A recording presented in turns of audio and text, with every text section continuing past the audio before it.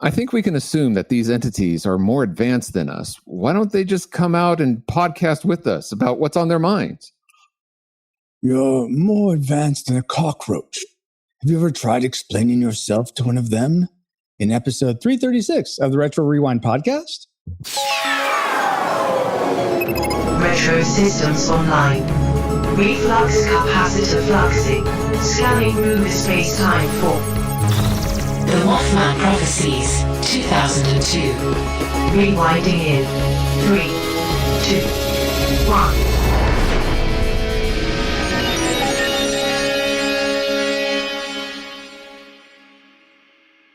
Welcome, Rewinders and new listeners, to the Retro Rewind podcast, where we take a fresh look at movies and games from 15 or more years ago. I'm your captain of the pod, Francisco Ruiz, and I'm joined by your XO and mine, Paul, the PaulJPowers.com, not cryptid Powers.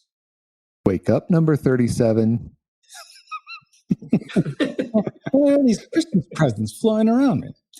My goodness. And also for this discussion, in addition to Paul, we welcome back aboard for Mothman Prophecies, a full crew here filled with pastors. But in terms of who they are on board the pod, we have clergy officer of the pod, Dallas Mora. Welcome, Dallas. Hello. Hello. We also have clergy chief of the pod, Nathan James Norman. Hi, Nathan. Howdy. We have, and he picked this himself, folks, ship's janitor of the pod, James Harleman. Hey, I'm cleanup crew. Nice. And we also have back aboard, finally, loyal, God-fearing day husband, pastor, teacher, coach, podcaster, and YouTuber, Kirk Plaisance. Hey, Kirk. Wow, what an intro. Hello there. Well, you won't get any more because you've just been promoted to the pod. Hey. You get an official rank of shipman. Would you like to be ship's clergy or something else in some other department? I'll take ship's clergy. That's cool. And you can hold this over your co-host, Andy, on the Rushmore show all the time now. Be like, outrank you, Andy. I outrank him. Yeah, there you go. Well, thank you all so much. They love me. They finally love me. We're not having a soundboard showdown right now, Dallas, between you and Paul. But now that you have a quick flyby of who we are, Paul, can you give us a quick overview of the production specs for the Mothman Prophecies? Yeah, sure. You can't fool me with that. We're reviewing Mothra, which was released July 30th, 1991. It's rated approved and runs an hour and 41 minutes. It was directed by Ishiro Honda and written by Shinichi Sakazawa. What? We're covering the Mothman Prophecies. We talked about it ahead of time. Everyone mentioned Mothra. No? I didn't mention Mothra. I mentioned Mothman Prophecies from 2002. That could have been brought to my attention yesterday. Fine, I'll go back, rewatch. All right. The Mothman Prophecies was released January 25th in the year 2002, runs 59 minutes past the hour mark, and is rated PG-13. It was directed by Mark Pellington and written by Richard Hattem and John A. Keel, with lead stars being Richard Gere, Laura Linney, David Eigenberg, sorry, David, and Will Patton. Yes. And music was composed by Tom and Andy, Tom and Andy. I was trying to give you so you didn't get confused. It's just Tom and Andy, I think. It's all one word, though. So exactly what I just said. Are you ready for the box office trivia? I am ready. Are you all ready to play? Bonesaw is ready. Awesome. And everyone live in chat, I am seeing all your chats, Rushmore, Geek Devotions, who are also here live now. Nathan James Norman, Darth Bradius, Ashley, and Bobo, Neko, welcome to join as well. Go for it, Paul. All right. The Mothman Prophecies was made for about $42 million and earned over $56 million at the box office. So, given this fact, how high in the box office do you think it ranks among the movies released theatrically in the year 2002? And to help you out, we'll go for the top 100. Oh, I was going to give you guys help because the movie we covered last year with a group of pastors, some of them are returning, some new. We covered the movie Frailty, also released in 2002, and that rated 130. So I was going to say, don't pick 130, guys. This did a little bit better. Okay. That's sad. Well, let us begin with Dallas. What is your guess, Dallas? 89. 89. All right. James. I'm just going to go with 66. 66. Kirk. 75. I'll split them. Ooh, okay. Nathan. 80. 80. All right. For me, oh geez. Oh, well, in chat here we got Neko guesses 54. Bobo guesses 30. Not 42, Bobo? Oh man. And for me, I'm going to guess.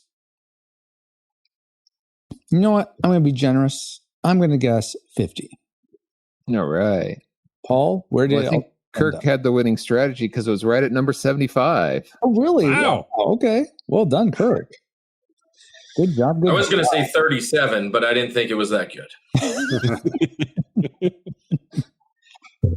Not 6, 7, like all the kids are saying. I almost did that, but my teacher self.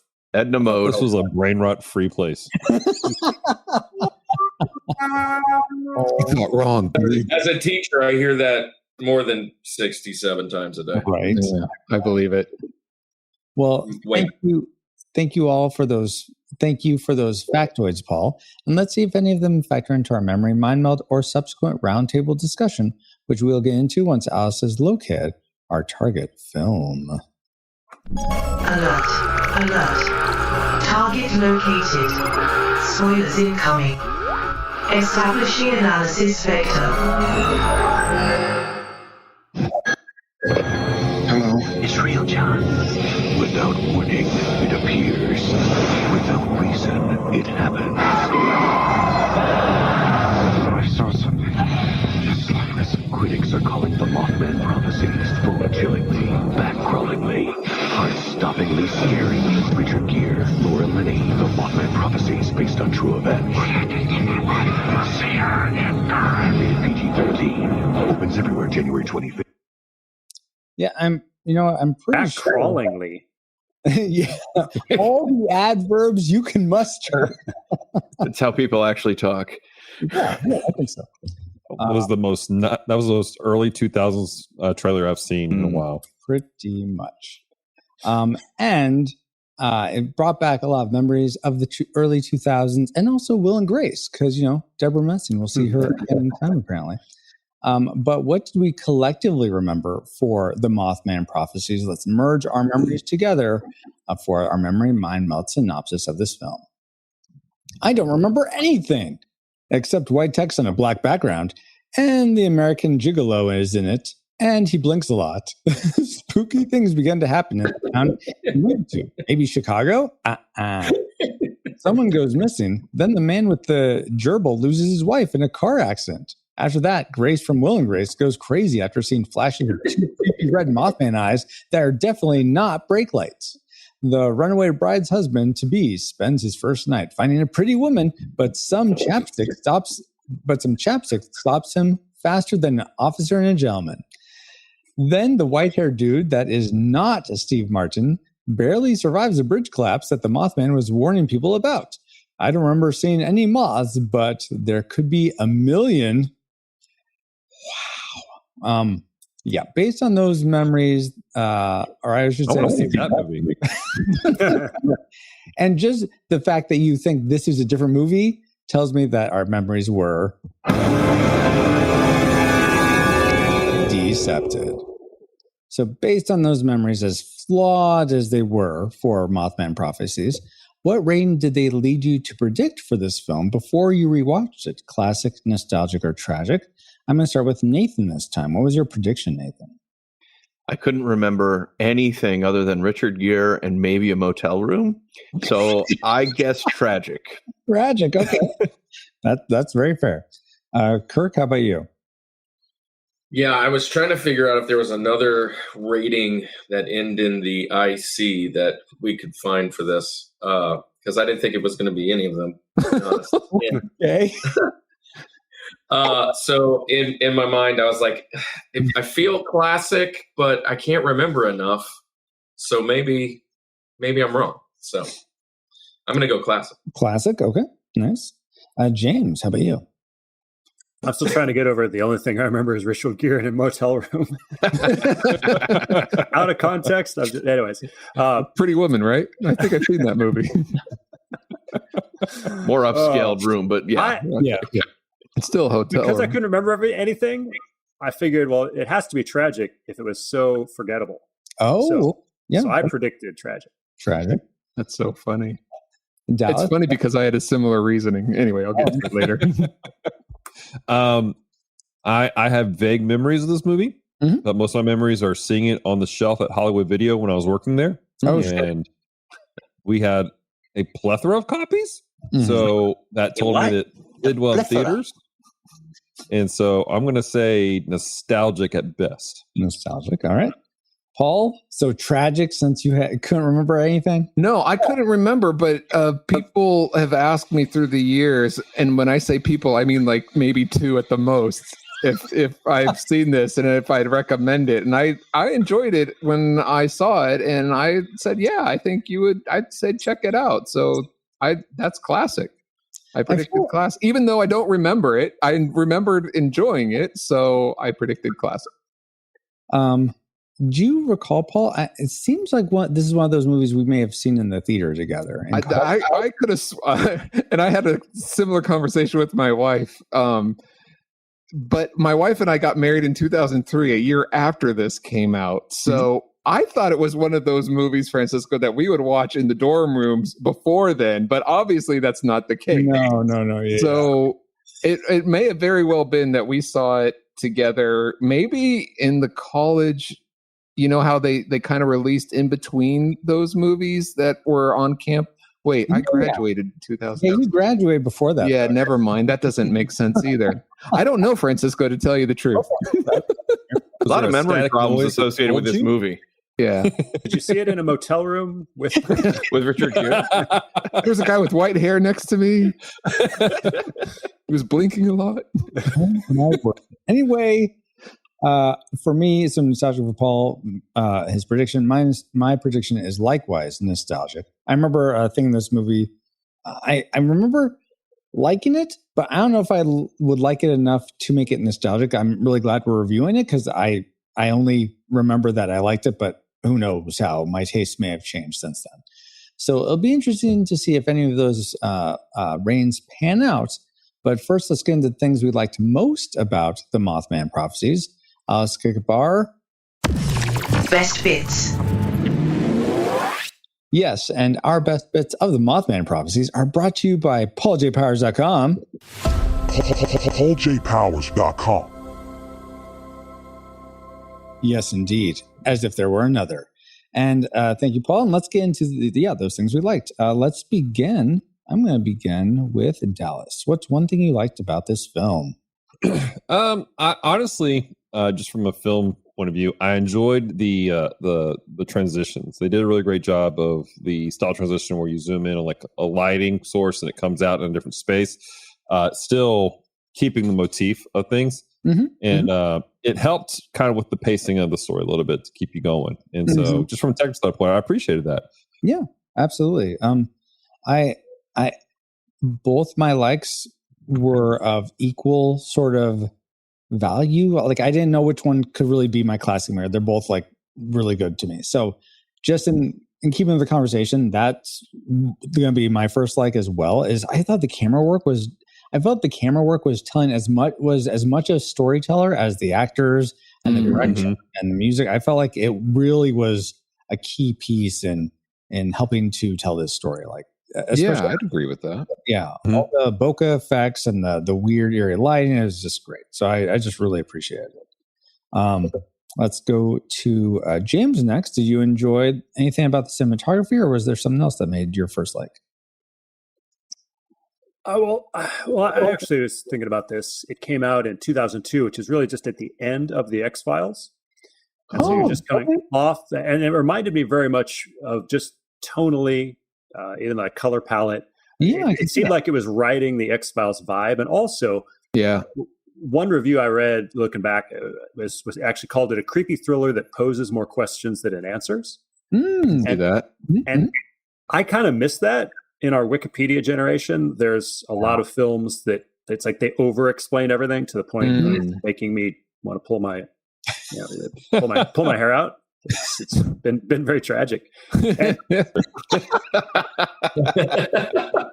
we can see. I like going to coffee or something afterwards and talking about all of those types of questions that the movie raises. If it answers them all, it's like, well, I guess we'll just go home in silence. So I like the X-Files vibe, and the fact that, like the X-Files, it opens a lot of questions and it doesn't answer everything. It gives you sufficient for the story, but not exhaustive, and that I really appreciated. Yeah. And just to answer a question in chat, no, this was inspired by true events, this movie, but it wasn't based on the X-Files. As far as I can tell, I don't think there was an X-Files about the Mothman, but I don't. But it definitely has that same vibe. Spirit, absolutely. I hadn't even thought about that until you said that. That's spot on. Absolutely. Kirk, what was spot on about this movie for you? Yeah, I'm going to go with Richard Gere's performance. I felt that he was. I mean, he's kind of the anchor of this thing. Without him, I think it might have really even fell apart even more. I don't know. I just think like his confusion, his silence, like there was just moments where I didn't feel like he was overacting. I felt like just over blinking. Yeah. I just felt like it was he carried it, and so I enjoyed watching kind of he had like confusion and grief and all this stuff, and you really felt it almost through the screen there. Excellent, Kirk. Nathan, what made you feel the most about this film, or something else you liked? Okay, one of my likes is the movie poster, the main movie poster that I saw. It is so iconic. I mean, it hits something. The one where with the Rorschach, the Rorschach of Richard Gere's face, or someone. I'm sure it's his face, but it's kind of the negative image of him, and it's in the rough image of Moth. Now, there's some that have kind of light columns going through it. I prefer that one, but other ones that don't have it, it's clean. But I see it, and immediately, I don't know what it is, something nostalgic that I grew up with, and seeing that poster. I didn't own the poster, but man, I saw that everywhere. And so especially when you went to Hollywood Video. So when I see it, it triggers something. It really does evoke this mysterious, threatening, ominous look. Just phenomenal. One of the best movie posters of that era. I will say, do you feel like it was trying to do a bit too much of a Silence of the Lambs look? I feel like it's I think it's kind of an homage to Silence of the Lambs. I think they were probably riding off the coattails of a less successful movie, Donnie Darko, and their movie posters. And how dare you? It's true.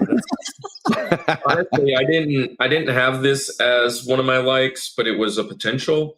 I really liked the part that you're talking about this poster, but like, I don't know, about the 20 minutes in or so, they showed like the brain scan, right? And it was almost like, it's kind of just a foreshadowing that there's a lot of mental things going on. And it looks very similar to this poster, that particular scan of her brain. You know what's interesting? Because they do serve a light effect on the brain as it's going through it, and they do this throughout that. It looks like a moth. And that's interesting, Kirk, because it makes me think that the Mothman is playing with your head throughout this movie. It's almost like a foreshadow of that. That is exactly my first like.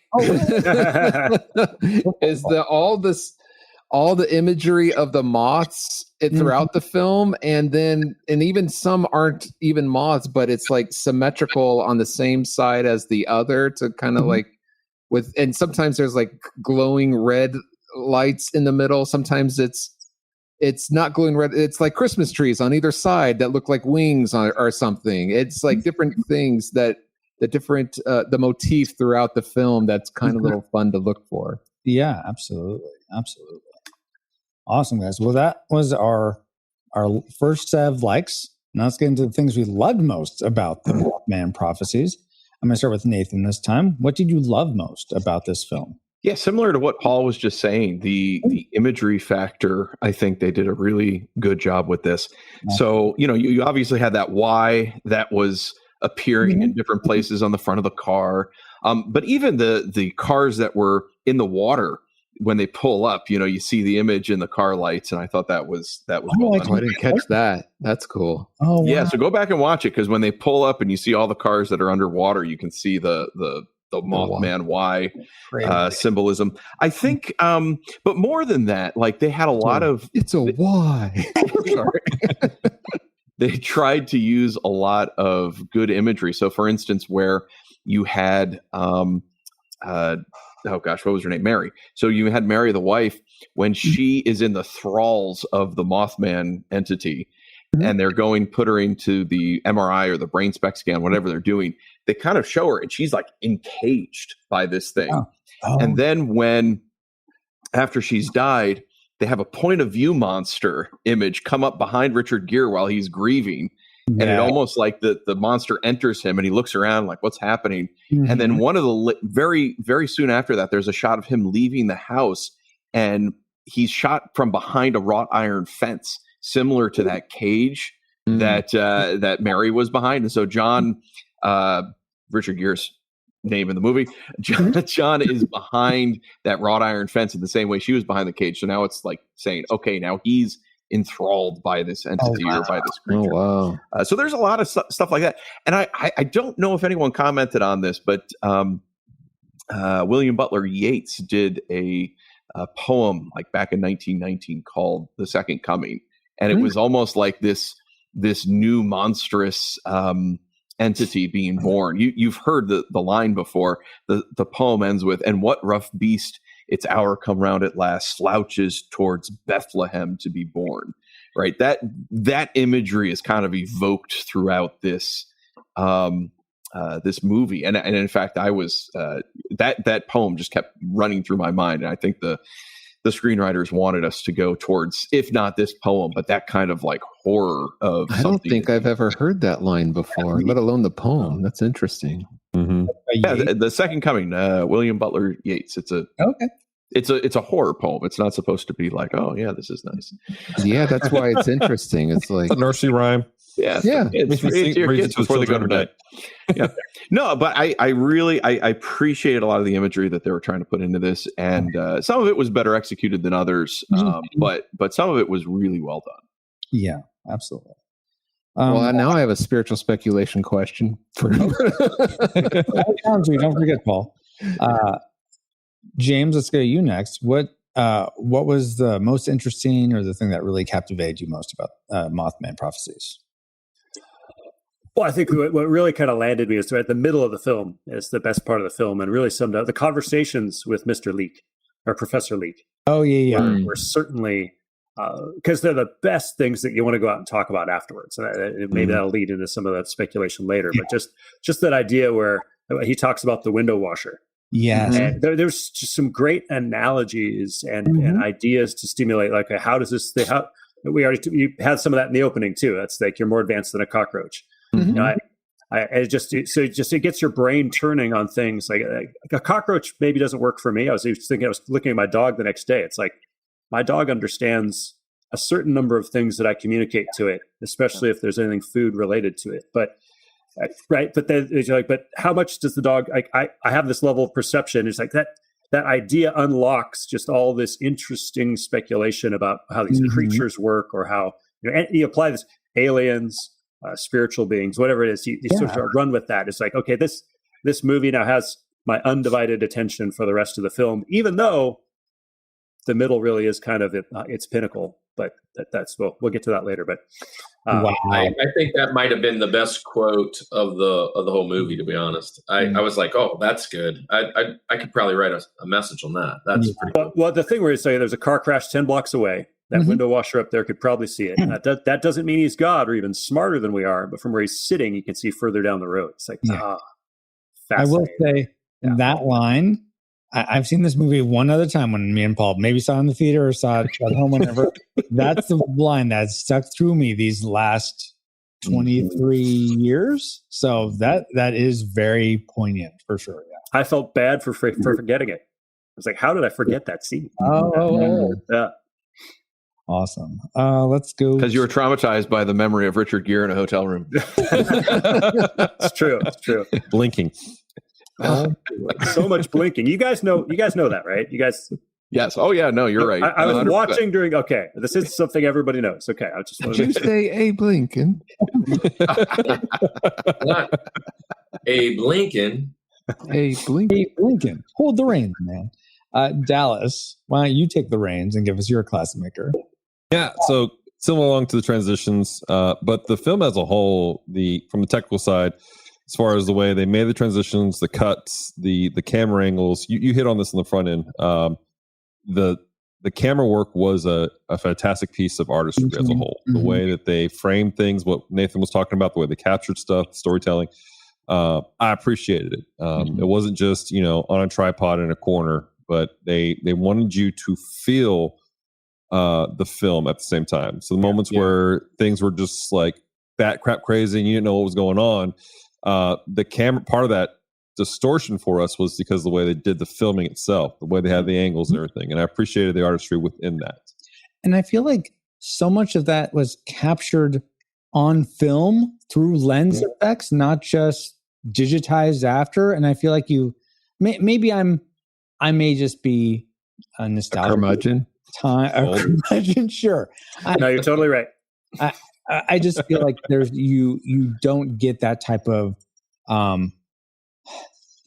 Quality, and I don't mean like quality, like really, really good. Just in that sort of that style, the artistry of it. Do it, through the computer. So I'm sure you can kind of mimic it, but I don't think you'll get happy accents with stuff like that you wouldn't have gotten in a computer, most likely. I think we get some of that stuff in more of your indie films and more of your Sundance films. But what we see in the theaters, that I forgot who it was that said this. It might have been Matt Damon, but he was talking about how we don't see this kind of quality of filming anymore because now you got 2 weeks to make money and it's on a streaming service. So everything is what makes money now. And this was in that sweet frame of right before we made that transition where people were still worried about the art of film. Yeah, exactly. Right. And that was Matt Damon. And truthfully, I mean, you can find it in TV shows now, right? Yeah. But those big budget blockbuster films now. Kirk, what was a big blockbustery classic maker for you? Yeah, I'll go well, I'm kind of glad we're all on the same page. I was going with the together, kind of like the melding of just the eeriness and the creepiness. Every time I've been on this show, when I rewatch, I'm kind of like really analyzing, looking for those likes and dislikes, kind of reviewing it in a different way. Yeah. And the scene that you were talking about with the what you called it, like the point of view monster, if you will. I was like, oh man, that is so awesome. Yeah. And I started like seeing more and more of that throughout, like the camera angles, like Dallas was saying, and just the music that the score that was kind of behind it, and just it was a really just kind of eerie feel, like nothing that I was like scared of, but more like just like tense, like being on the edge. And yes, like that. Remembering the first time I seen it, I couldn't remember if there was any jump scares or anything, and so the whole time I'm like, is this about to happen here? No. Is it about that? That's just kind of how it was felt. Like it was but it just kind of like the whole movie just kind of lingered, if you will. But there was that one part where it got really intense and they opened the door and the music swelled and it went something like that. I think that was this movie. Yeah, sure it was, Paul. Must have been. How about, Paul, you give us something that was actually in this movie? What was your classic? My classic maker is right up along the lines of what a lot of people have already said, between the cinematography, and I chalked it up to editing. Mm-hmm. It's taking those shots and even the transitions, and you get these weird transitions. I don't mean weird.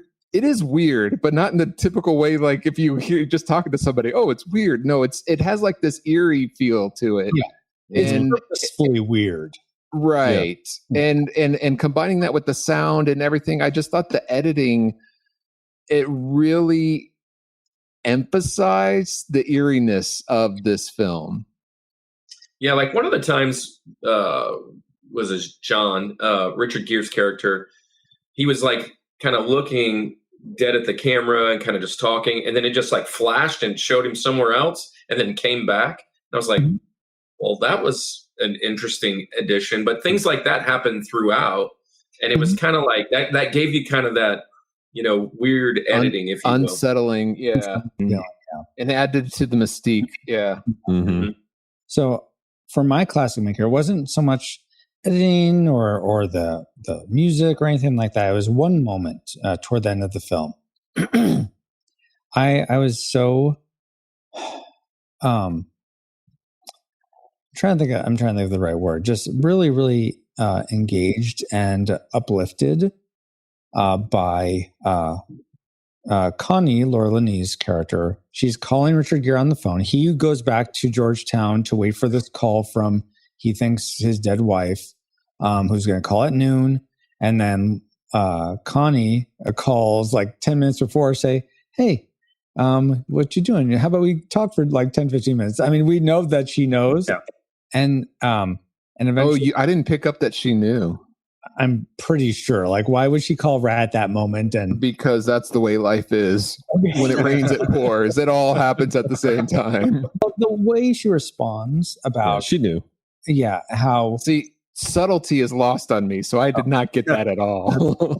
But I just love that she's saying she's dead, John. She's dead, and you can't bring her back. And it's better to be with other people when you're going through this than just being alone. And I just love that she was tender, but also truthful at the same time. It wasn't like, you're your wife, and it wasn't like, no, you'll be okay. I mean, it's fine. Yes, if you need to mourn, okay, you just stay there and listen to this dead person.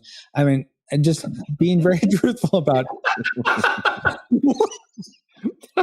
No, this was my other one, man. Like, this is if somebody had taken mine, I was going to default to this because it's kind of like one of the two that I had. Because this is when you realize it's not about Mothman at all. You realize it's just a movie about a guy going through the 5 stages of grief. Yeah. And Connie gets him to acceptance, like that it's that moment, and then the phone, and then of course Indrid's call after. Oh man, that was creepy when he pulls it out of the wall and it still rings. Oh god. But he has to make that choice, and I loved how she's just like, there's a place at the table for you. If you want to move on, there's a place at the table. Yeah. Awesome. So now you know the things we liked most about the Mothman Prophecies, but let's talk about something that you may not know, some trivia about the film. Okay, now cue the music and that star thing. Yes, and today's trivia about the movie is brought to you by a Culture Box member, Geek Devotions. Oh, have you heard of them, Dallas? You should check them out. Seriously, they're pretty good, Dallas. I like the redhead in it. Oh, I'm sorry, she's taken. I'm trying to do the promo, guys. Oh, I'm sorry. Are you trying to podcast or something? Geek Devotions is a collaboration of devoted geeks that are devoted to letting people know that they are loved. They produce a weekly geek culture-infused devotional, their podcast, ComTalk, and written articles, all designed to encourage and challenge the people in the geek community, bridging the gap between their faith and their geekdoms. Find all their content at geekdevotions.com. And now let's get to their trivia. Did you all realize that contrary to popular belief, the Mothman wasn't originally described as a moth-like creature, but as a half-bird, half-man. I knew it.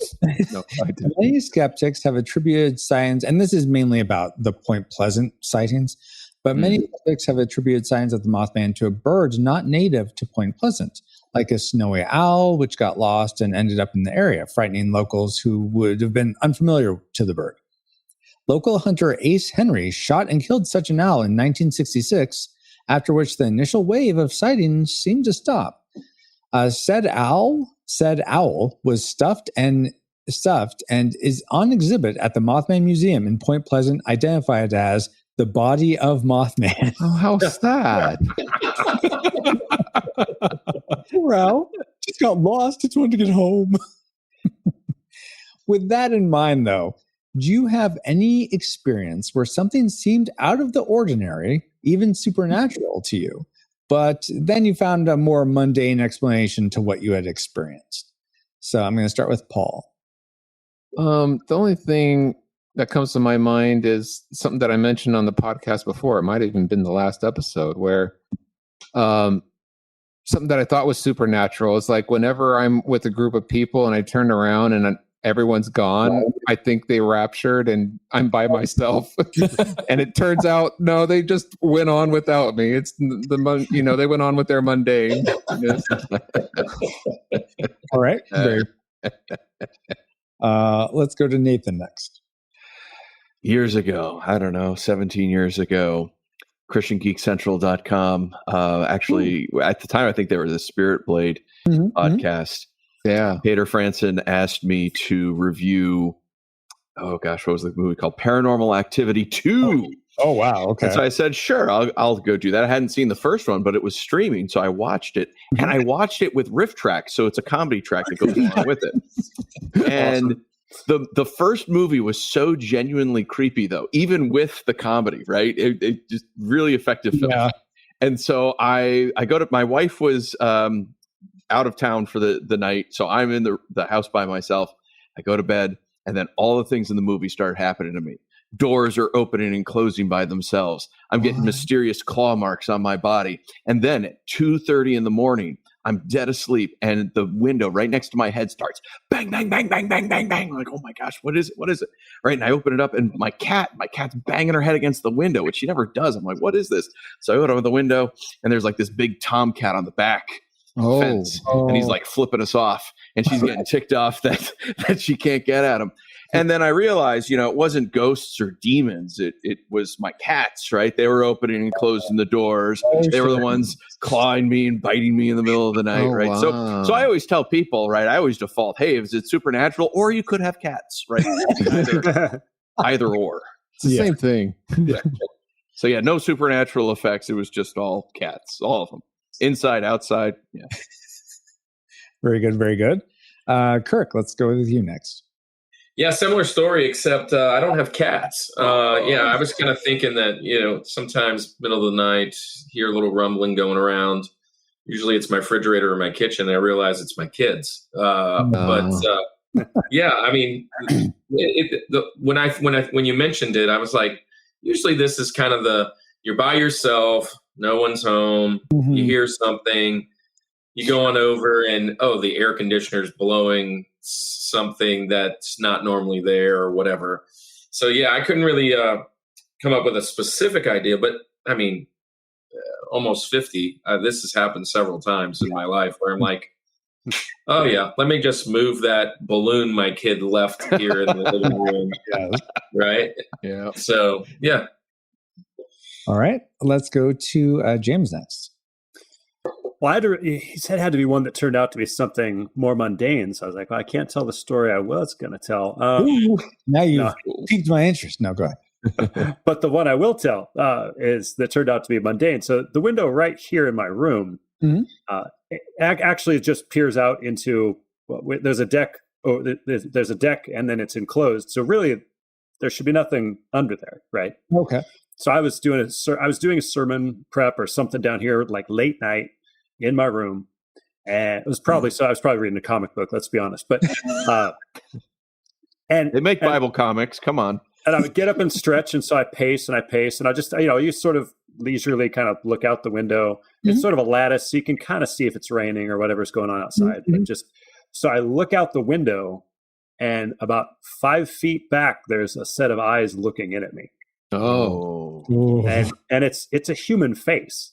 Oh no! And the only way they could this is kind of half sunken in the room, so it's like, well, it has to be somebody like sitting there. And how'd they get under my enclosed deck? And my mind's paralyzed. It's like, this looks like this is horrific. And I come to realize there's actually a poster on the wall opposite. And it's a reflection. So it's about 5 or 6 feet recessed the other way. So somehow the reflection caught just perfectly. Oh man! Wow! But I felt all the blood drain from my body. Yeah. Wait, what's the poster of? It was actually, at the time, it was a poster of Vampirella. He rearranged the room afterwards. Things have changed now, but yeah. I redid the room after that. That is horrible. It was a poster of Richard Gere in a motel room. Full circle. I love it. There you go. Oh my! Well, that leaves you, Dallas. Yeah. All right. So for mine, it goes all the way back. And for I'll put this out there for parents listening and they got their young one who has certain beliefs about Santa Claus. Turn off for a moment. But I was like 14, 15. And of course, I didn't believe in Santa at the time. At least not the mythological Santa. I'm all for the one that punches heretics. He's fun. I like him. But my sister still believed in Santa Claus. And it was at that time frame where we're about to tell her probably. And I swear, I was 14. I was probably 13 at the time. And that it was Christmas. And I swear, in the middle of the night, I heard something on the roof. Like there's like, I'm like, what is happening here? And again, we're about like this is my sister's last Christmas believing in Santa. And like we go downstairs to kill Santa. Come on, you will take him out. And great Christmas, everything. That afternoon, we're outside playing, and on the ground, I swear, there's tufts of fur, and that I've never seen before, brown fur, and there is a strip with bells on it. And I'm freaking out going, I know Santa's not real, but maybe was he there for the mayor? Like he says, like, screw you, kid, you don't know me, believe me anymore. I'm like, what's happening here? And come to find out, there were some animals that ran through our neighborhood or ran through our property, and that's all it was. But for a hot minute, I'm like, I'm rethinking things. I'm going, did we have the fireplace on last night? I don't know. What was the rumbling on the roof? Was it the fireplace? It was just the wind blowing pretty hard and some limbs fell. Oh, I thought it was the animals and the scuffle up there. That's what I thought too, but okay, that makes sense. I just want to know where the jingle bells came from. Darth Bradius had one here in chat. He said, something creepy happened to me with my dog. She started looking down the hallway barking at something, and then she kind of looked up like someone was there and her tail wagged a bit. Not sure what she was barking at. Hasn't done it since. Okay. Yeah. That's eerie. Should go see the movie Good Boy. Oh, it's a horror movie from a dog's perspective. Yeah. It's actually Interesting. Okay. Is he able to get up out of the mud at the end and get home to his family? His incredible journey he was on. Exactly. From the incredible journey is exactly. Paul is picking up what I'm putting down. That was almost a horror movie. Yeah. So he didn't come limping home at the end. So that's the trivia for Mothman Prophecies. Thank you guys for participating. Great trivia, Francisco. Well, and now that we've all had some trivial fun, let's find out what memories you, the Rad Rewinders, had about the Mothman Prophecies. Let's do it. Christopher Tiny Sullivan says, I love this movie. Not really scary, but super creepy. Indrid Cold was so unsettling. Perfect fall movie. Yeah, Jeremy Shields says he remembers not a thing. I think I knew it existed. Complete opposite. Dave Manley says Will Patton's performance and Indrid Cold's voice. Yeah. Who Will Save Generation X podcast says I never saw this movie. So if he was a true Mothman prophet, he would have already known that I would have had nothing to add to this episode. Oh my gosh. Thanks, Zabe. Appreciate that. And you know what? Maybe there is not much more we could add, but we're going to do it anyway and talk about the things we didn't like about the Mothman prophecies. Start that up for us. Worst woes. And our worst woes of the Mothman prophecies are sponsored by Francisco, and you can find him at firejoystudios.com. Well, I guess I do not like things sometimes. And you know what? Let me kick things off of what I don't like about Mothman prophecy. And this is kind of dumb, but I'll say, let's talk about this movie. What? This is one that Ashley actually commented on, and the more I thought about it, the more I was like, yeah, I think she's right. I wish we actually saw Mothman, like there was some reveal of the Mothman. If you during the car accident, like right before, you can pause at the right area, and look at those drawings that they made at the front of the movie. No, but like an actual entity that you see in actual comes down and does a superhero landing, spreads his wings for all to see. Yeah, exactly. I'm Mothman. Yeah, exactly. Let me call DC real quick. So here's my rationale, guys. There's plenty of movies where we see the monster and it's still plenty horrific, still plenty creepy. I don't think that. I know that's probably not what this movie was, but I would have liked some more attempt at that. Even You're if looking for a scene like in Signs where the video camera captures the alien walk by. Exactly, Paul. Yes, perfect. So that part where you can see the reflection in the mirror, that wasn't good enough.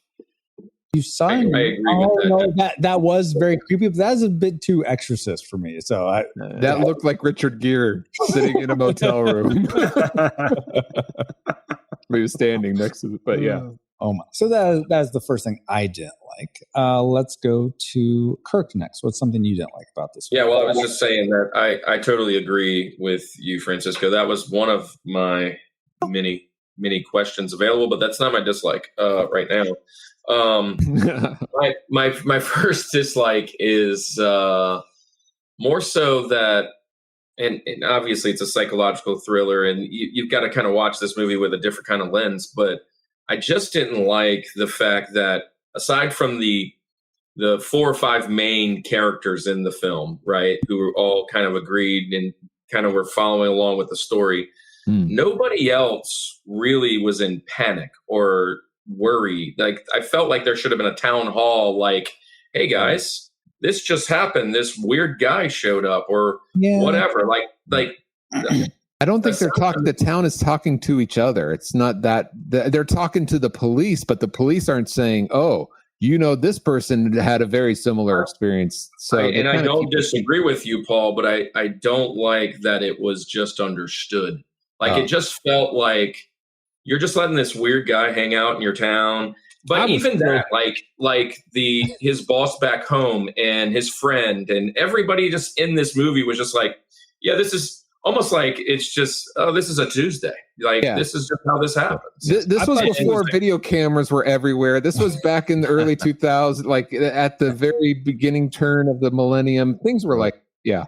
But Kirk, right. you know what it kind of struck me as with the whole thing is it felt like the whole film, most of the film, felt like a stage play almost, right? Where you only have a set amount of characters on the screen at a time, and you only have a set amount of locations. And then they were like, being honest, one of the reasons I kind of didn't like it was I felt like almost like this is one of those movies where at the very end we're going to find out he was just dreaming, right? Like, we're just going on his story. And like, it didn't matter about all these other people, right? And it's about to happen, but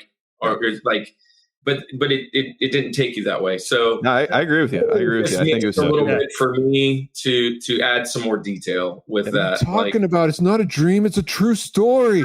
Let's go with. I think Dallas and James had a response to that. So Dallas, I'm with Kirk completely. I mean, it just nothing made sense as far as people's responses to things. Now, I mean, understood. Like, I live in Shreveport, we're in the hood. People are going to start shooting things, but Like the cop was way too friendly. Like way too friendly. She's like, come look at the files back at the place. She doesn't know this that from too, Adam. like, She's like, I saw you on TV. I'm like, come on, lady. Like automatically let him inside just to kind of go through everything. Like Richard Gere, come on. She was a little smitten. Yeah, exactly. But this is one of those things that can be solved by like one or two lines of dialogue, right? You have at one point a character come up to her like, we have to have a town meeting. We have to calm down, something like that, like or just like maybe some vans flying by in the background. They're like, whoa, what's going on? Like there's just commotion going on over here, whatever. Like it's just kind of like blasé. There was a line where she goes, everybody's been on edge for the last couple of weeks, but there's no explanation of what's happening. All we know is that the one dude who always plays the crazy people is being crazy. Yeah. He's not that crazy. That's how I felt. Anyways. But I will say, I think she does speak to something. I could be misremembering the line or getting it messed up with something else, but I seem to recall something to the effect of Connie or one of the other characters saying that no one wants, like the reason that everyone's there isn't like a town meeting call is the people that are experiencing this are embarrassed to come forward about it. They're maybe calling the police, but they don't really want to be known that they're the town weirdo now that's seeing things. Right. So I think that's why there isn't this sort of more public outcry. They just could have amplified it with a couple more lines to make things. I think it could have solved that. Awesome. Let's go to Nathan next. What's the first thing you didn't like about this film? The romantic connections didn't work for me. And you know what? And it's not because of any of the actors. All the actors in this are phenomenal, and they've all had romantic roles that have worked in other films. You know, but John and Mary's thing at the beginning, like when she died, we should have been devastated. But it was just kind of like, oh, that happened. That's sad. You didn't get to know her more? No. Okay, I knew you were going to say that. So here's the thing. 2 movies where they did this in like under 2 to 5 minutes. You have Return to Me with... I get it. You have Return to Me with David Duchovny and Minnie Driver, right? And within a short amount of time, I mean, I was weeping as a teenager who could care less at that film, right? And in a very short time, they established their love, they established connection, they established the emotional loss, right? That just didn't happen in this one. It was like, oh, that's sad. And then made out in the closet. And then Up, right? Up did the same thing, right? Yep. They had that brief montage, and then we're all devastated, right? Yeah. So you can do that, but the film didn't do that. And then it was like John and Connie, you're watching this, and I'm like, okay, with proximity, and there's no other characters for any of you to be interested in this at all. So I guess you guys are going to be an item. And it wasn't until the end where she's like, oh, come join us at Christmas, right? Your wife's dead, but I'm still here. And I'm like, are 2 attractive people. What else are they going to do? Well, they're the only people in the film, really. There's no one else for them to date. And I'm just supposed to say, well, you're both attractive. So I guess you have chemistry. Obviously, no one in the town is good enough for her. So, and Ingrid Cold would have really liked to be with someone for Christmas, but that's what it is. Mothman is really a romantic. Maybe it's Ingrid Cold outside. Film. It's a romantic drama. Mothman did all of this to bring them together. Oh, this is a Hallmark movie, just edited weird. Mothman was stupid. Right. Yeah, so I don't, for me anyways, the romantic connections that the film was trying to make, I think John and Mary barely worked, and I think John and Connie was just like, I know you want me to think this is working, but I'm not feeling it. Mm-hmm. Mm-hmm. Yeah, I could see that. I thought it was mostly platonic, and I'm glad it didn't go to any crazy level, but I feel like they should have just played it more platonic than they were. Let's go to... I'm not driving across several states for a platonic relationship for Christmas Eve. just not happening. Flying. I thought you flew. It doesn't matter. Well, he flew part of the way, and then he drove the rest because they had to do that whole conceit where he had to drive in part of the way. Yeah. That's right, of course. Dallas? Still not doing it. What's something that wasn't doing it for you about this movie? Okay. So, why was everybody whispering the entire time? It was so freaking quiet the entire time. Yeah. It's so that you can lean in right here. I had to put my TV up to 50. My wife goes, not the 50, but 50. It was ridiculous how quiet this film was. I forgot that it was so low. Went to bed that night. I got up the next day, doing our stuff that night. So I went to watch something on TV. I think we were watching, I don't know, we were watching something. And all of a sudden, my TV's like, oh! I'm like, my soundbar's blowing up over here. Why was it so quiet? Like my fly being blasted back by the big subwoofer. I totally feel this, Dallas, because I had to watch this movie at school. And good thing I'm showing video of bus safety today. I'm an elementary teacher. Mm-hmm. So I'm watching it on the side on my phone. And I'm like, dang, I can't hear it. I usually can hear it. So I'm like turning it up, and the kids are like, Mr. P, what are you watching over there? And I'm like, no. So I had to watch it on my breaks because it watching just was a guy and a white-haired man in a hotel room. That's what it wasn't loud enough. I was like, man, I can't hear it on this. So just timing, but I agree. It was kind of a weird thing.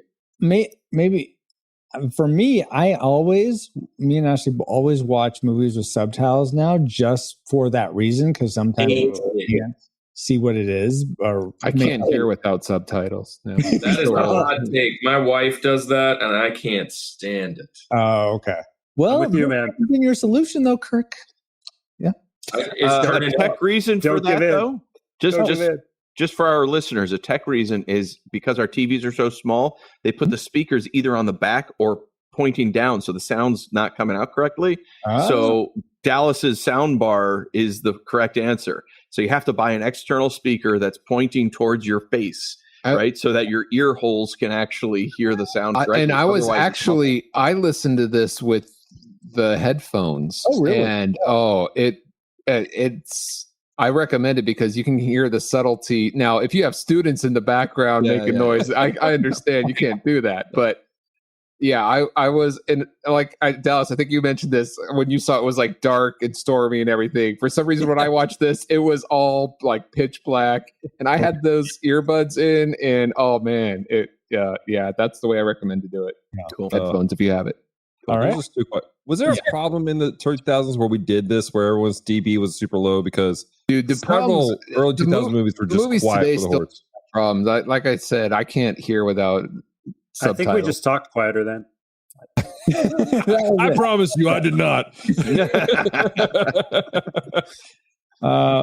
Paul, why don't you talk to us about something you didn't like? Well, for my first dislike, I'm going to pull the prude card and say I did not like that the very first word of dialogue in this entire movie was taking the Lord's name of Jesus. Richard Gere is on the phone, and it's the very first word, boom, right out of the gate. I'm like, oh, cringe. This is how it starts. Not liking it. Gotcha. Very fair. James, how would you pull the prude card on this, or was something else you didn't like? Well, surprisingly, a couple things I did. My joke thing that I didn't like was, what's up with making sure there's adequate closet space? I mean, really? Like, the guy's right there. That just felt poorly written. I was like, who does that? Who does that? Now, maybe sneak back later. Maybe when you first get the key, like I could get it. Like, sure, but that just did not. Yeah, that was just, that did not, of all the unbelievable things, Mothman was that was the most unbelievable. I'm on board with Mothman, but this. I also alluded to it. I praised the writing in the middle and the conversations earlier, but the real dislike was this movie's peak was in the center. I think that the chapstick conversation, followed by the conversations with Professor Leek, and just it's like that is where the nadir of this film hits. Mm-hmm.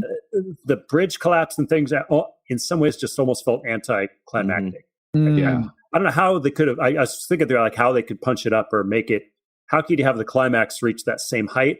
Mm-hmm. Maybe a shot of the Mothman, like you were saying. I like they needed to work on that ending to have a better climax to really kind of grab you at the end. I mean, I did love that the oil plant was like a red herring, and the pull back from that across the river to the bridge that gave me chills. I even think about it gives me chills. But yeah, it's not to the same level as the middle. You're absolutely right.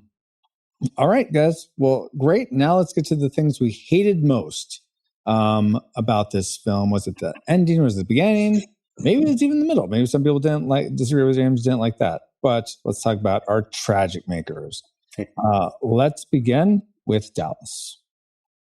What I dislike the most is the fact that at the beginning, when we did our mind meld, it made more sense than the movie.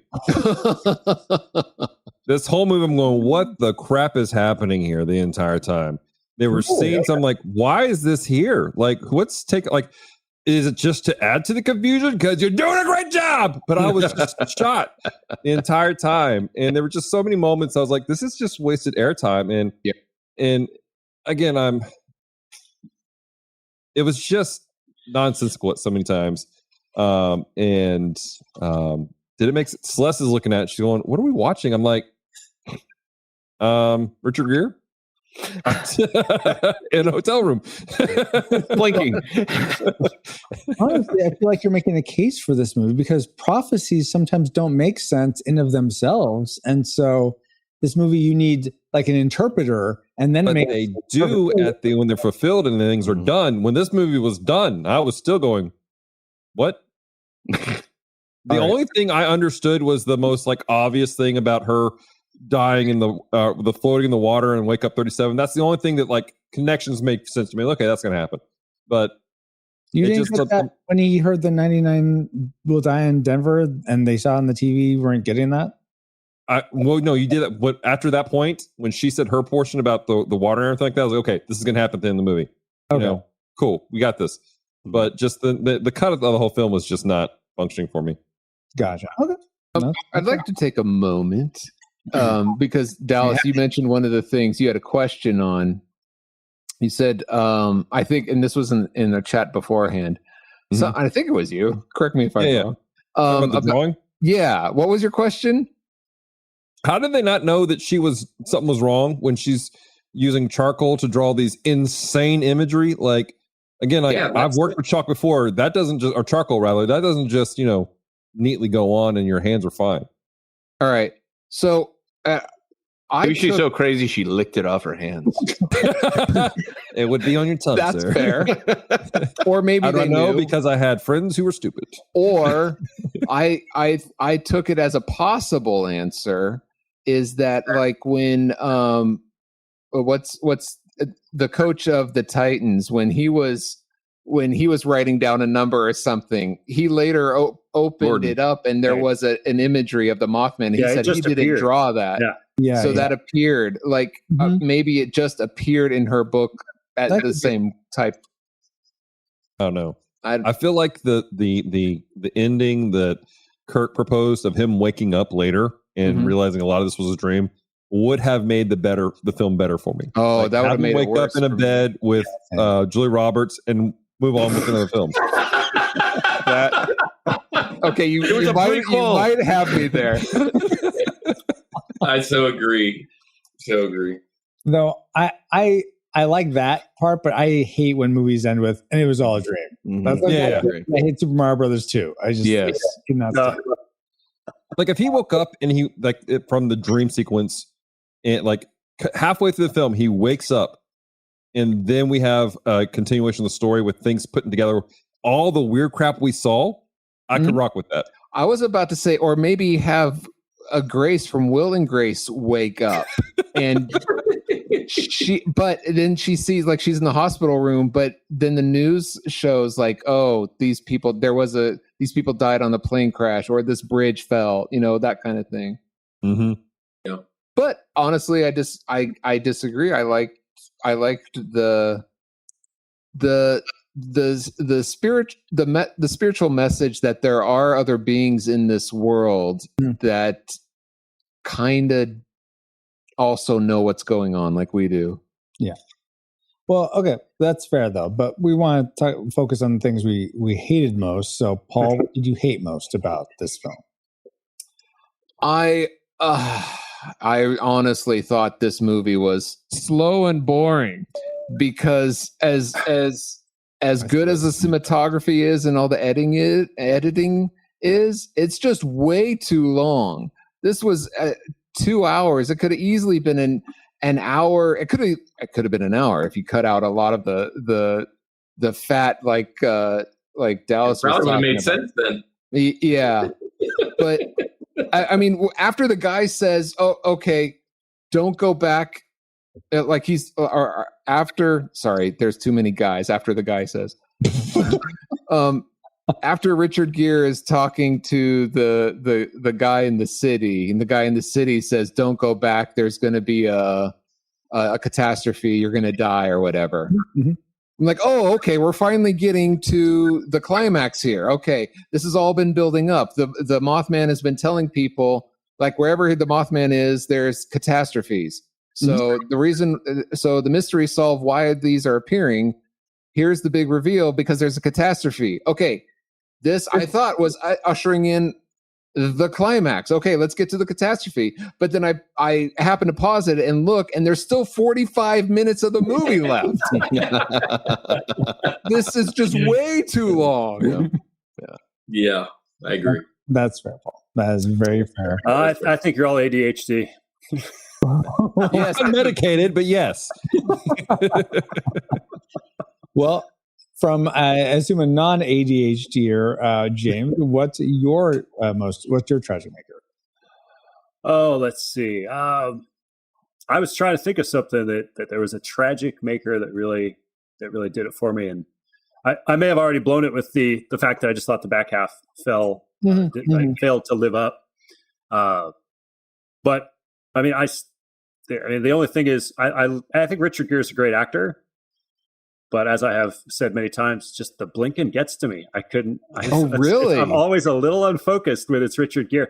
I mean, you literally watch him in a scene with another person, and I'm counting how many times he blinks versus they blink. Wait, and you accused me of ADHD. I can't turn it off. No, that's more. Here's your sign. I'm curious, and anyone can pipe in on this. Part of me wonders if Harrison Ford might have been a better pick. I don't know who was. I honestly don't know who was in the running for this, but I just feel like he may have just been more likable and interesting to watch through something like this. But sorry, that was my funny one. What I really want to say. Oh, geez. Well, if I hated anything, I hated that I felt like they didn't acknowledge the elephant in the room, and by elephant I mean alien or demon. Oh, right. Mm-hmm. It's like at some point, it's like they talk around all of these things. It's like some kind of hellish, from some hellish place, or like seems like somebody would have been like, "Wait, this sounds like demons," or "Wait, does some of this stuff sound like alien abduction?" Or, yeah, like nobody acknowledged that, and that felt. Mm-hmm. I mean, even if then a character like the professor could have dismissed it, like, "Oh, wait, those categories, whatever, that's religious," but to have somebody acknowledge it and then have it dismissed, just to say, it's like, okay, we understand that people would make these associations. Yeah, exactly. Maybe that's part of the mystery, that it could be either, or it could be. How do you know it's not? There may be both. I mean, but it's but nobody actually says the word alien or demon or to demon leave it up in the movie. to interpretation. Right. Yeah. Just bring up the topic. You don't have to define it for us. You don't have to tell us what it is. Right. Yeah, that's a good point. Yeah. When it's in a direction, I'm looking at the guy's catalog. The guy who wrote this, though, he was probably leaning towards the supernatural, because he also wrote episodes of Supernatural, The Dead Zone, a couple other supernatural films and stuff like that. Not to tell. It just would have felt. He also wrote Under Siege 2, which was that was alien. I think right though that it would have felt more grounded if someone did broach that, because we're all. I imagine most people in the theater are thinking it. So to have it be just not spoken of is like, are you just? It's almost like, is this in another universe where those things don't exist? Well, it just goes back to this is real life, and we don't know. There's not scientific evidence that points to it. Okay, but I imagine in the spiritual speculation, we're going to be asking that question. So we're just saying, why didn't the movie broach that question? Not necessarily answer it, but at least broach it. So anyway. Well, that's for the coffee table apparently conversations that James was talking about. Yeah. I could throw this in here for you guys real quick. There was apparently a special edition DVD of this movie. Yes. And there was a cut scene, a 4.5 minute cut scene with a hill on a hilltop where there's UFO sightings discussed. Oh, okay. That's cool. So why wasn't that in there to make things make sense? Curveball. Because they did, maybe there's too many curveballs. Well, As then the it would have movie been was 2 long enough. hours and 5 minutes. Right. And Kirk, I imagine that would have been probably too long for you. What was the most curveballiest of the things for you? You guys, I wanted to. I kept kind of like double dutch, wanting to jump in, but I knew my turn was coming.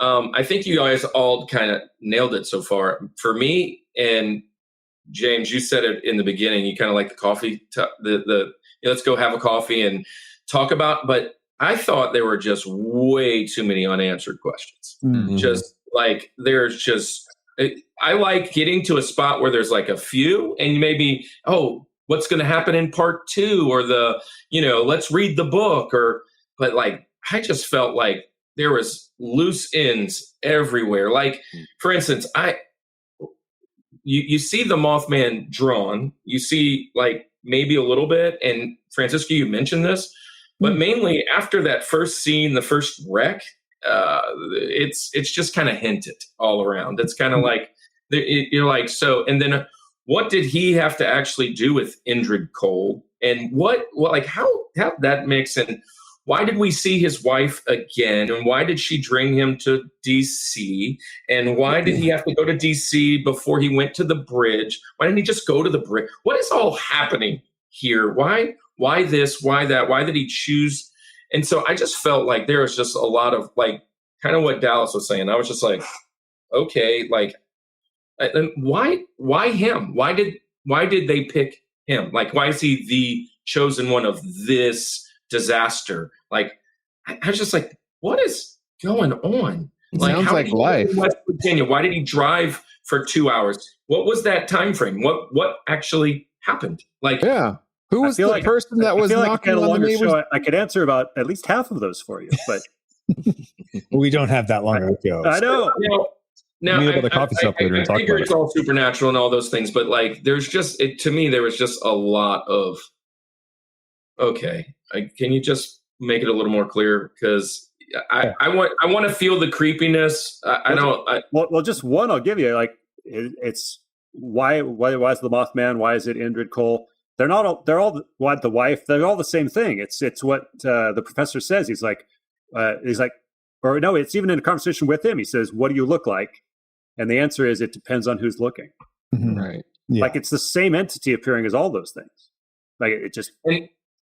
And I totally agree. Like, that's how I figured it was more supernatural than alien, and that's kind of the whole feeling.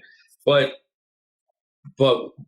why? Like it's just simple. Like, why a Mothman? Why this creepy guy who's called the Smiling Man? Normally, I think they're trying to tie in this cryptid story to the bridge. That's what's happening, and I was just like, I just didn't think it did it well. I thought they could have cut the fat.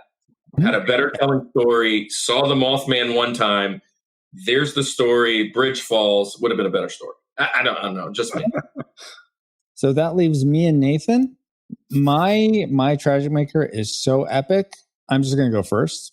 So it was just so, you guys were talking about things that are unbelievable. I just felt like Klein, Richard Gere, Mr. Blinky, his boss is just way too understanding. Like, so that's what that's had to do with the townsfolk. That was another part of it. Like, everybody's just like, it's Tuesday, he's gone. Yeah, yeah. So that is my treasure maker. Yeah, it's the world building, right? The world building isn't there. I get it. Yeah, exactly. Or it's the unbelievable world building.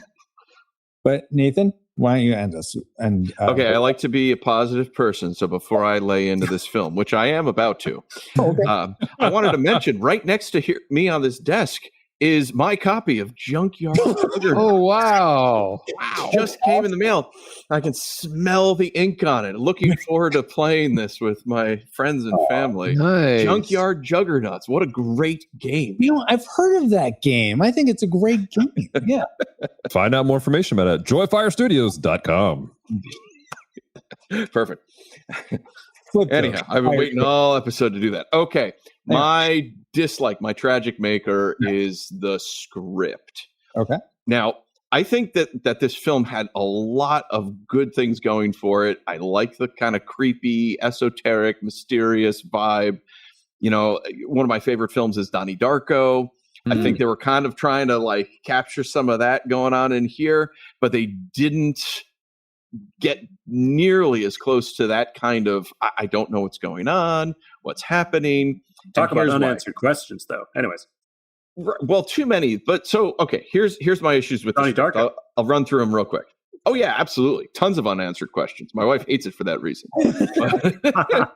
But I'm still thinking about that one. And years later, and I couldn't remember a blessed thing about this except for Richard Gere in the motel room. So here, first of all, the pacing is too slow, right? Yeah. There is just times where there's unnecessary slowness to this thing. Why are we seeing this? There's a lot of inconsistencies. So, for example, we've established he has cell phones. His car breaks down. We don't see him get on the cell phone. Oh, there's no signal here. He just walks to a house. Like someone wrote this from the 1980s and forgot that he had a cell phone. And let me go bother this person here. Like we needed something. Then it would have been exactly 2 hours. So after Gordon, right, exactly. But after he goes to Gordon's house and he's held captive in the shower for a bit, Connie comes and she's like, oh, can I give you a ride to town? And he's like, well, it's this, or you can sleep in your car all night. He's like, oh, okay. So then they're blah, blah, blah, talking, whatever. Don't need to do that. And then he's like, oh, I'm not under arrest. What do you mean you're not under arrest? Like, she just said you could sleep in your car. Officers don't go, hey, you could sleep in your car or you're under arrest. Pick an option here, right? So there was a whole ton of stuff like that. I'm not going to go through it all because it's way too okay. That's fair. It could have been tighter. It could have been way tighter. There's one point Connie says, 15 more people reported seeing them, 3 of them cops. At that point, we hadn't seen another cop in the film. She was the only police officer. Mm-hmm. It wasn't until about 10 minutes after she said that we see her in the police precinct and there's other police officers going around. I was like, oh, there's a department? Right, because I'm thinking it's a small town cop. She's the only sheriff. And then she said that. Made more sense. Right, so it's like huge world building problem. That was my comment earlier, where it feels like they built this as a stage play, and then no one told them, you have a budget and we can have a few extras in the background here. And they're like, no. It felt very contained, and they just didn't build the world. When at the end, when they're in, when Richard Gere's back home and he's waiting for his dead wife to call, and Connie calls, she says, "Oh, we hope to see you soon." And I'm like, "Who's we? Who's we? Who's we? You haven't built any other relationship with anyone else here. Gordon's dead, and that's it. You've got no one else there." Dude, I felt that so much. That was one of my other questions. Who's we? And again, to James's point, hold on. I'll let you fight me. I thought she lived with her mom. Right here at the end, I got 2 more things. So to James's point, right, the pinnacle of the film was that second conversation he's having with Leeds. Mm-hmm. And when we got to the bridge collapsing, it took so long. I didn't care. I'm like, we know what's happening. Just fall. And then the film was terrible. They're like, oh, they're about to get married. Hooray. She's trying on a dress. Let's kill this guy. All right. That was terrible. Why'd you have to do that? But, it was just falling. Sympathy we building. know it's going to fall. Okay, it's falling. I got it. Come on. 10 minutes to fall. Come on. Just fall apart. It was way too long. We've already hit the pinnacle of the film. It's like an hour to sink. Right. And then, I mean, to James's this was on my note here, where they say, oh, we're like cockroaches to them. I immediately took me out of the film because I'm like, well, cockroaches don't think. Why not use a dog or a cat, right? Something that has some moderate amount of intelligence and can understand. Well, I don't talk to cockroaches, but I do talk to the dogs, right? I do talk to my cats. I'll have conversations and we can reason to some extent, right? But not with cockroaches. You obviously don't live in Louisiana. That's true. So I think the frustrating part for me with this film was there was so much good content, but the script needed to be a lot tighter. And I think shorter runtime would have helped, but I think the script itself needed to be absolutely tighter in how they were telling this story, the world building, the internal consistencies, because I just kept getting pulled out of this thing. And I'm like, man, this could have been a really good film, but it just didn't work. for those reasons. Okay, I'm done. Buy Junkyard Juggernauts from FireJoyStudios.com. Well, you can't go wrong there. Right, guys. Okay, I'm sorry. You guys can attack me. It's fine. No. I mean, does anyone want to respond? The only response I was going to give was to, I think, the whole cockroach saying, like, trying to describe it to a cockroach. That's just, he's giving a hyperbolic sort of demonstration of, like, these beings are so far beyond us that it'd be impossible to explain anything. It'd be like, that's how I took it. That's fair. But everything else was valid. We'll let everything else slide. Thanks to you. No, I assumed I assumed she had a mom or dad in town, or the mom comes from an assisted living home, or a line of dialogue, a extra walking through. Why? But why? That's pay someone $50. Don't even do that. Pixabay.com. Boom, throw it in there. We didn't have that back then, but now that we've entered all our trajectories into the firing computer, Alice, do you have a firing solution for us? Firing solution complete. Rating salvo armed and ready to fire on your mark. It's time for the moment of truth, guys. Do we rate the Mothman Prophecies from 2002, not Mothra, Mothman Prophecies, a classic? We'd recommend anyone go see this, whether or not they've seen it before. A nostalgic, it's worth watching again if you've seen it before and you remember liking it. Yeah, watch it again. It'll be fun for this spooky sci-fi season. But if you've never seen it before, just keep it that way. Don't go watch it. Or do we rate it a tragic? It's not worth anyone's time today. If you've never seen it before, keep it that way. And if you have seen it before, don't sully any good memories you might have of it with a rewatch.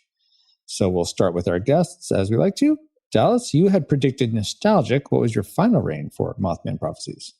My final rating for Mothman Prophecies is tragic. Mothman Prophecies is tragic. Just tragic, really? Oh, like, if you were to put this on the bottom on a shelf, dumpster fire, man. Just dumpster fire. Straight in the I don't want to watch this ever. The only way I will watch this again is if it's a riff tracks or if Nathan J. Norman does a stage play of it. He does a one-man stage play of it. There will actually be more characters to be interested in. Oh my goodness! All right. Tragic for Dallas. James, you had predicted, if I remember, I think I wrote this down right. You had predicted tragic. Does that sound right? Yeah. Okay. And where did it end up for you? Well, I was kind of like another movie I want to rewatch called Fallen with Denzel Washington. Oh, yes. I love Fallen. I remember. But again, all I remember is the ending. I feel like I thought it'd be tragic because I had no memory. Watching it again, I'm going classic. Oh, wow. That's quite the not as good as Donnie Darko, but still worth a watch. Yeah. All right. Kirk, you had predicted classic. I'm guessing I know where you're going to land based on where you put. I could be wrong. Well, I would say, as far as on the rewatch side, personally, I would like to probably rewatch it knowing the ending and try to. It's kind of like that Sixth Sense type thing, and then you want to go back and rewatch. Mm-hmm. There's 2 hours. If I had never watched this again, and I had and I watched this show, there's no way. It's tragic. Okay. It's definitely tragic. Tragic. Okay, so we got 2 complete flipperoos. All right, very interesting. Then we have Nathan next. You had predicted tragic. Where did it end up for you? Yeah, with respect to James, I know where he's coming from, and I can appreciate it. But I spent $11 to watch this movie. I have no current financial problems whatsoever, and I am very frustrated that I spent $11 to watch this film. Yeah, I'm going to call it tragic. There's some really good stuff in here, but it just got muddled by its own script, I think. So I'm going to go with tragic. Yeah. All right. Can't agree more. And then according to, before we get to me and Paul's reign, we go to you, our reflex capacitors, the people that support our show. You get to weigh in on this very contentious vote. So according to you rate a Mothman Prophecies classic, all points told for from our reflex capacitors. So that's another classic. Now we'll go to so far we have three tragics and 2 classics.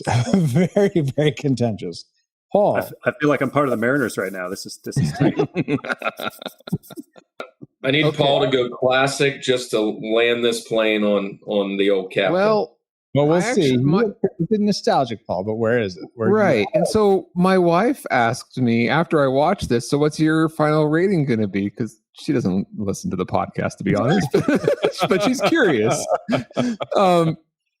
And I said, honestly, I don't know, because I'm actually I'm right there on the line between tragic and nostalgic. Because for me, this is so long and boring that I don't probably will ever see it again. Like, so for me, I'm leaning tragic, but there are some, like that's been said before, there's some good points. And I think that it can lead to some very interesting discussions. Mm-hmm. And because of that goodness, and there are people that like it, I want to say it's nostalgic. Like it's not everybody's going to like it, but there are some that are going to like it. Mm-hmm. And because of those good points, I'm going to go nostalgic. Sorry, I'm not going to pick a side on either way. I'll go down the middle and say nostalgic. Thanks, Switzerland. Can I just say something? Francisco, before you give your pick, can I just throw something out there? Usually it's really shunned or hated upon by a lot of the crowd. I actually kind of like them when a movie is rebooted, and usually it's because of the wrong reasons. I think this one, under a different script writer, maybe producer, whatever, would be amazing. There's a lot of meat that's out there on the bone if they would tighten it up. Yeah, I agree with that. If it's done well, yes. They were talking about doing a TV series of this some time ago. So. That's vaguely familiar. I don't know if that would work quite as well. Yeah, it's already long enough as it is. We don't need. Maybe they can have a subplot where they change his hotel room. A motel room. It's like every episode is more blinks than the one before, and like by the last one, it's like wrap it up. You could get into more people in the town. Just that's say, You have an explanation why his boss is actually okay with him being there for a week. I was gonna say, if you have like, maybe if it's a short run, like just one season, but every episode is from a different townsperson's perspective, and like almost like Vantage Point to that movie. Kind of like they did with what is it, Wuthering Heights, or I don't know, maybe. Yeah, they did that like a 6-part series. It actually was pretty cool. Okay, cool. But I wouldn't be opposed to that. However, I had rated this nostalgic, and I don't know why. I really don't. It was nostalgic. What? You predicted it was nostalgic, or is okay? I predicted nostalgic, and I don't have I hear everything you guys have to say, all valid points through and through. Sorta. Something about this movie I just really like, so I'm ready to clap. Are you serious? Wow. This movie is better than Empire Strikes Back? Definitely, yes. Okay. No, it's not. I wouldn't say for me, for what like I want to put on. Yeah, I think I'd enjoy rewatching this again. More off. Well, I don't know if I wouldn't watch it more often than I would watch Empire Strikes Back. But given that, I wouldn't watch Empire Strikes Back all that often. And I feel like this is more interesting than Empire Strikes Back. So. Okay, now I'm changing my vote. That's totally wrong. How dare you, sir? My second favorite film of all time. It's good. I didn't tragic it, so it's anyway. I feel like we have category problems here because something could be nostalgic. I think I could call something a classic, but still actually like a nostalgic more. It's hard to. That's kind of where I was trying to bend my head around, James. I was like, what could be another word that would be in the middle of this? So we're 200 plus, 300 plus episodes into classic, nostalgic, or tragic. We're not going to change it. That's right. It leaves it open to many discussions, much like this film. There's some unanswered questions. So here's what we got. We got 1, 2, 3 tragics, 1, 2, 3 classics and 1 nostalgic. So I think with that, we're just going to go nostalgic because it's Paul, Right you in the middle. Switzerland wins again. All the others canceled each other out. Yeah, that's perfect. All right. So according to the Retro Rewind podcast, we rate the Mothman Prophecies a highly, highly, highly. I don't think I've ever seen a more disputed movie since. No, I think you're right. This was a great group to have on for this podcast. A highly disputed nostalgic film. We'd recommend, if you've watched it before, it might be worth watching again. But if you've never seen it before, watch something else. It might not be, or it might be. Real quick, if you can think of something off the top of your head, those who gave a tragic. Dallas, what sort of movie like this would you recommend instead? What movie that's like this would I recommend instead? Yeah.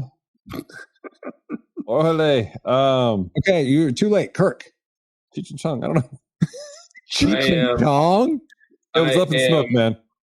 The one which is funny, when you first asked me to do Mothman Prophecies, in my head I heard Butterfly Effect. Oh, interesting. Okay. I could see way back when Ashley first wrote it, and I'm like, oh, okay. And I was like, oh no, that's a different movie. Yeah, it's about the same time period, and it has that similar kind of vibe-ish. Yeah, I could see a similar vibe. Okay, and then Nathan, what would you recommend? Oh, I'm gonna go Donnie Darko. Oh, okay, yeah, I should. Yeah, soundtrack, score, vibe. I have to rewatch Donnie Darko. Questions. It's been a while. Absolutely. I mean, I will say that it is R-rated, right? So that is a severely. It's not a hard R, but it is R-rated. So there's a lot. That was a movie of I watched BC. I would probably like to re-entertain that one. Pay no attention to the chat, by the way. What is Francisco saying in the chat? Right Butterfly Effect and Donnie Darko are both better movies than this one.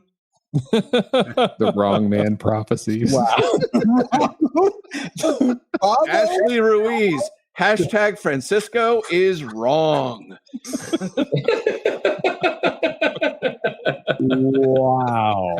I said, look at the chat. Whoa. Hold on. This gets better. Ashley Ruiz. # Francisco belongs in the carbon freeze. Oh my God. Well. Wow. Keep it coming, Ashley. All right. It's time to go back to our own time. Good old 20XX. 20XX? Comsat online. Awaiting incoming transmissions. Oh, it feels good to be back.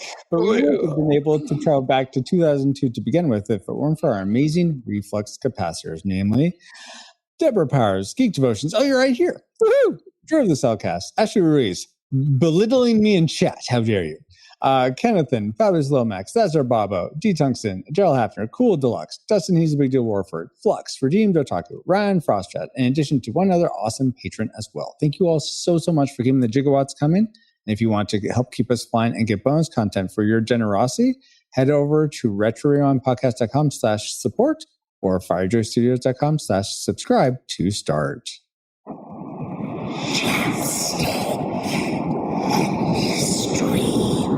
Sponsored by PaulJPowers.com.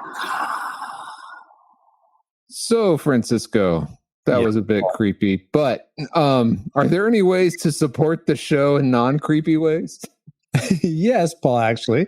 You listening probably enjoyed this episode if you made it this far. So if you weren't driving and your car didn't stop because, a Mothman hit it or something, tap the share icon in your podcast player for this episode and send it to a friend saying, I know you like the Mothman Prophecies, like this guy, Francisco, and James, and the reflux capacitors. So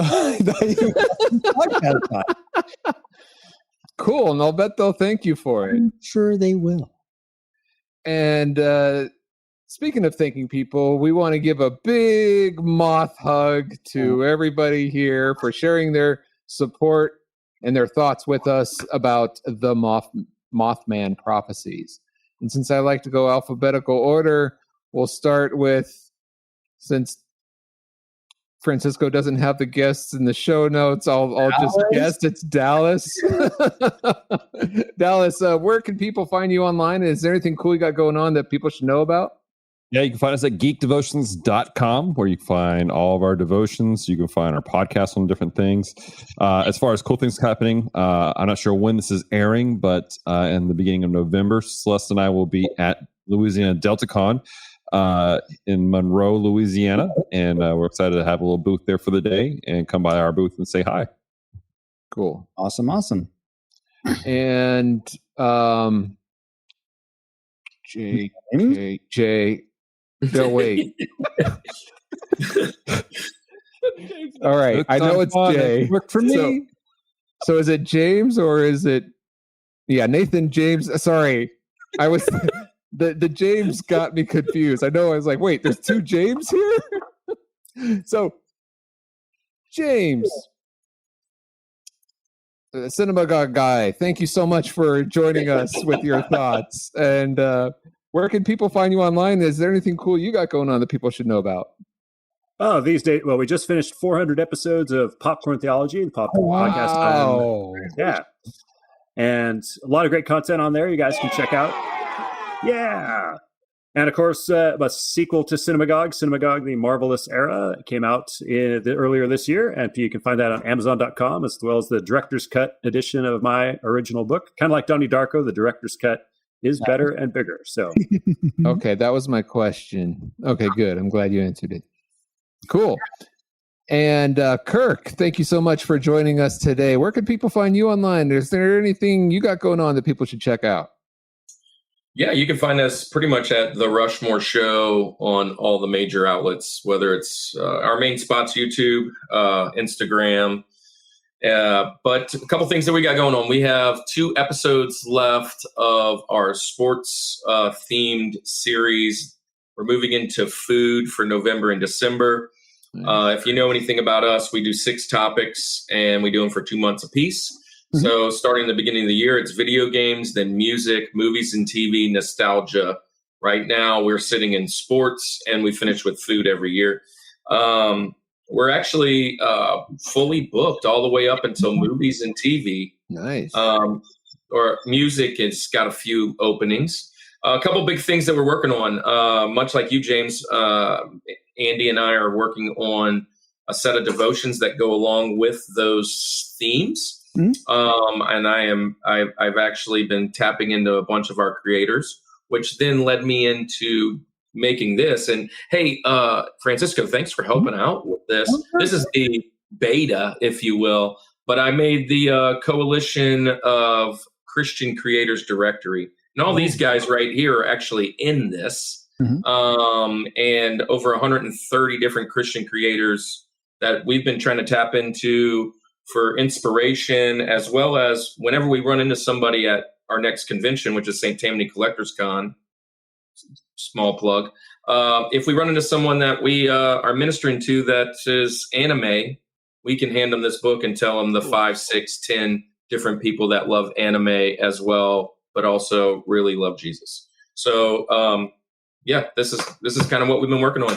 Nice. Every Thursday night live, by the way, at 8 Eastern, 7 Central.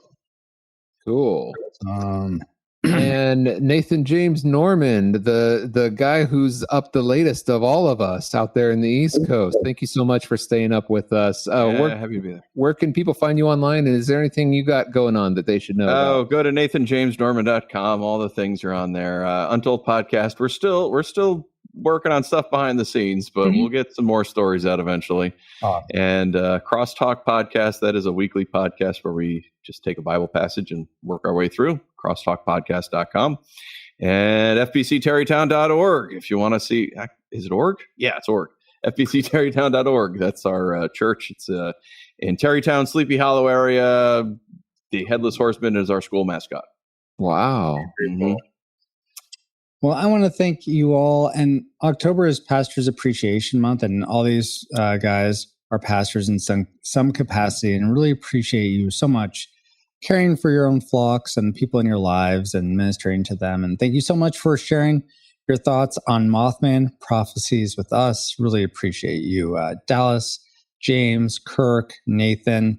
We were going to have Dustin Warford was also going to be here. He had to go do something for his church last minute. That's what honestly was confusing me when I went to thank everybody. I was like, wait, Dustin's not here. Now realized. But yeah, so thank you so much for being pastors for your communities, guys. And also want to thank my awesome, not a pastor, but a pastor's kid, friend Paul, and you Rewinder, whether you're new or old, for another fun voyage with us. We also want to thank Alutrick for enhancing our music. Find him at alutrick.bandcamp.com or youtube.com/@Alutrick. That's spelled ALLOOUTRICK, then the number 8266 for the YouTube. So thank you so much to him. This podcast is a proud member of Culture Box. Whether you enjoy geeky reviews, comedy, or original fiction, you can open up the Culture Box and find something excellent for your soul. Point your web browser to culturebox.media.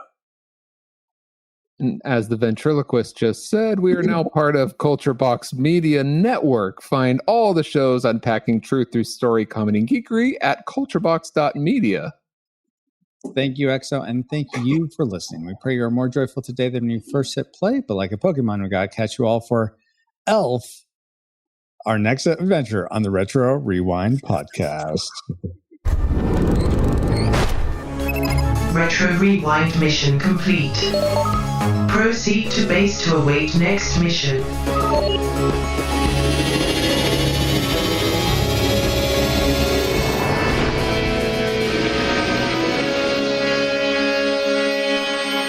I can't hear you.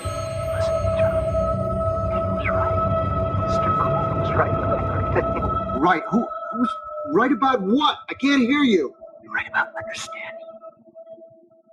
It's real, John. I want you to know. It's real. What are you talking about? You got nothing to worry about. I'll see you in time.